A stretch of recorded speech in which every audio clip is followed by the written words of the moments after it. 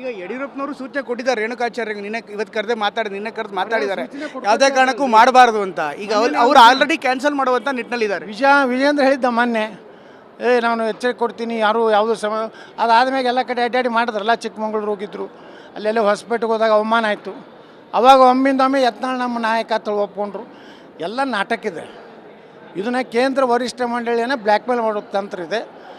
ಕೇಂದ್ರ ವರಿಷ್ಠ ಮಂಡಳಿ ಗೊತ್ತಾಗಿಬಿಟ್ಟಿದೆ ಇವತ್ತು ವಿಜೇಂದ್ರನ ಶಕ್ತಿ ಏನು ಅನ್ನೋದು ಗೊತ್ತಾಗಿದೆ. ಇಲ್ಲಕಂದ್ರೆ ಇಟ್ಟೊತ್ತಿಗೆ ಡಿಕ್ಲೇರ್ ಮಾಡಿ ರಾಜ್ಯಾಧ್ಯಕ್ಷತೆ ಮಾಡ್ತಿದ್ರು. ಈಗ ಇಲ್ಲಿವರೆಗೆ ಯಾಕೆ ನಿಂತಿದೆ? ಎಲ್ಲರೂ ಹೇಳ್ತಿದ್ರು 20ನೇ ತಾರೀಕಿಗೆ ವಿಜೇಂದ್ರ ಘೋಷಣೆ, ಯತ್ನಾಳ್ಗೆ ಭಾರಿ ಹಿನ್ನಡೆ, ಯತ್ನಾಳ್ ಗುಂಪಿಗೆ ತೀವ್ರ ಮುಖಭಂಗ ಅಥವಾ ಹೊಡಿತಿದ್ರಿ.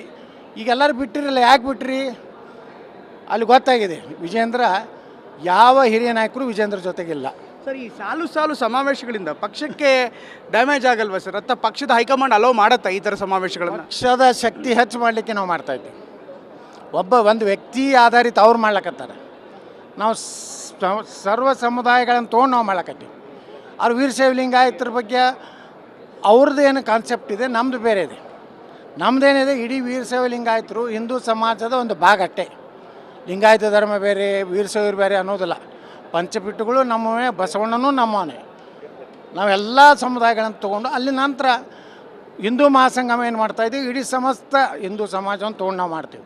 ನಾವು ಎಲ್ಲಿನೂ ಒಬ್ಬ ವ್ಯಕ್ತಿನ ನಾಯಕತ್ವ ಮಾಡಲಿಕ್ಕೆ ಮಾಡುವಂಥ ಸಭೆ ಇಲ್ಲ.